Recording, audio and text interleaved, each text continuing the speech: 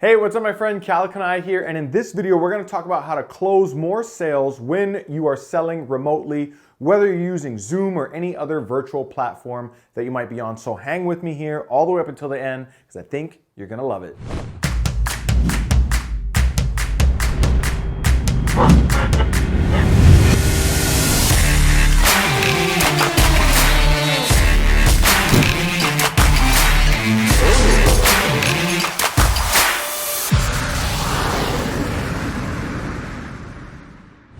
All right, so in this video, I'm gonna share with you the top 5 tips that you can use right now when you are selling remotely. And these are the same tips and strategies that we use with our in-house sales team whenever they have to get on a video call with a potential prospect.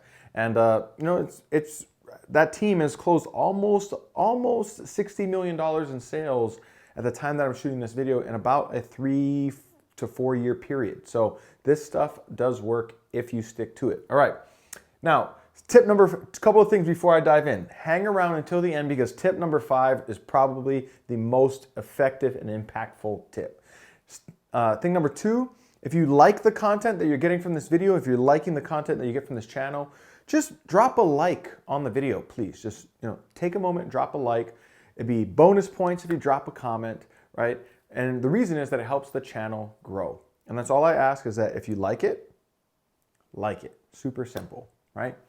All right, so let's get into tip number 1. Tip number 1, I would think is fairly obvious, and yet I see a lot of people screw this up. So sometimes common sense is not that common. Tip number 1 is to be cognizant of your environment, including your background, especially if you're gonna be on a video call, right? The bare bones fact of the matter is that when somebody is on a video call with you, their mind is taking in all of the information and they are making judgments about you, whether you like it or not, and whether they realize it or not, right? They're making judgments about you, your company, or the company that you represent, your ability to fulfill and keep the promises, your character, and all these various things. And so do your best to provide an environment that presents the professionalism that you would want them to that you would want to represent your business, your product, your services, or the business product or services that you are representative of. And the reason I say all of this is I jump on a lot of calls where people have a completely messy background, and a messy background on a video call is the equivalent of me walking into a messy office if we were to meet in person, right? It's just not going to be welcoming. It's not going to increase confidence, and it's uncomfortable, right? So be cognizant of that your background, that your environment is important. Furthermore, a great selling experience, when you are able to craft a great selling experience, the buying process is a trance-like state, right? You want to pull that person in.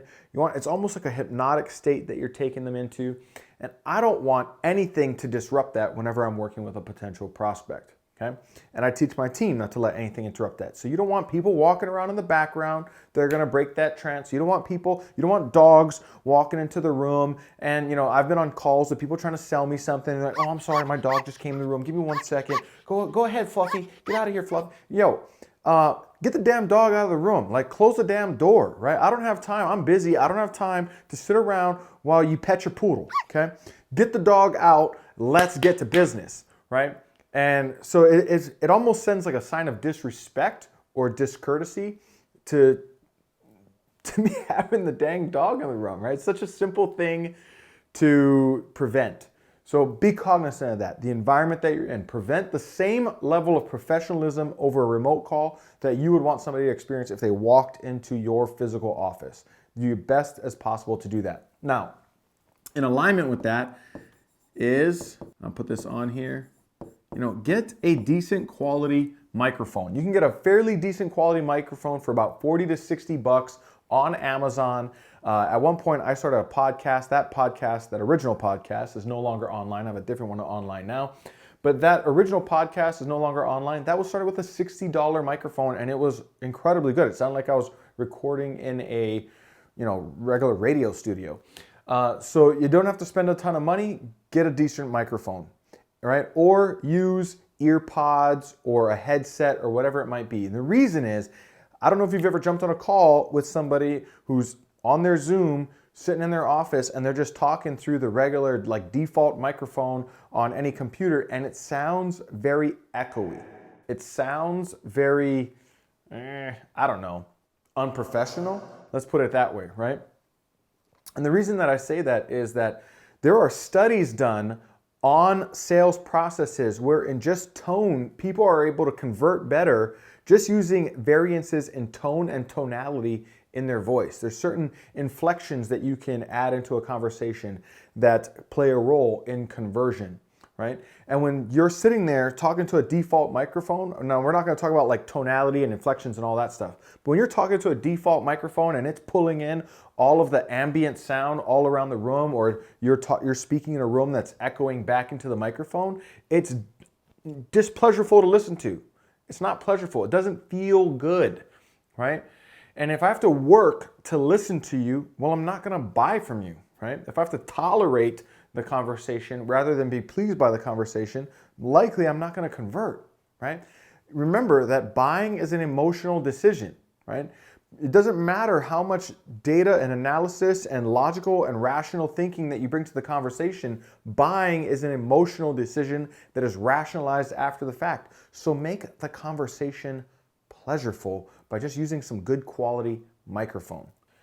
All right, so number 3 we're going to talk about, and this kind of goes hand in hand with the previous, is also be cognizant of your lighting, right? So typically on a call, you want to have the light coming at your face, not behind you. I've gotten on calls with people trying to sell me stuff and they look like a dark shadowy figure in the corner. Now, if I were trying to buy some, crack in an alley, that might make sense. But other than that, not that I'm on crack or anything, although I sure come across like it at times. Anyway, when I'm trying to have a professional experience and somebody's got this weird, awkward lighting that makes it difficult for me to kind of see them, it's really ineffective, right?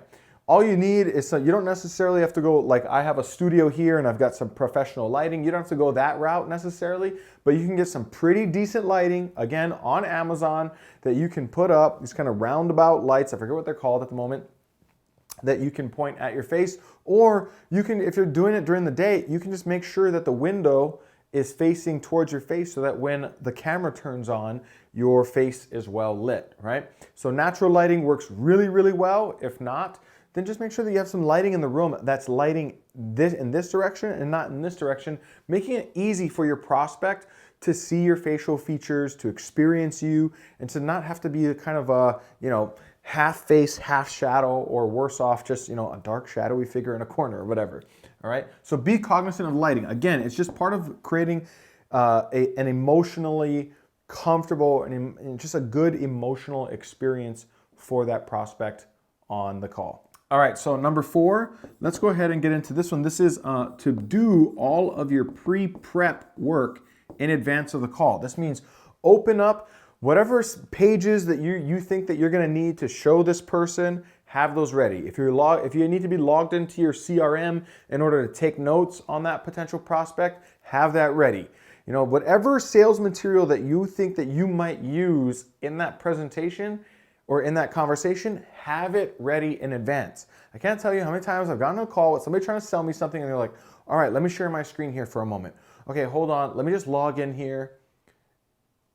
Oh, shoot, okay, that wasn't the password. Hold on, what's going on here? All right, yeah, sorry about that. Oh, here we go. Okay, I'm logged in. Now, can you see my screen? Like, all of that is just unprofessional, right? It tells me that you didn't necessarily even take the time to consider my time before we got together.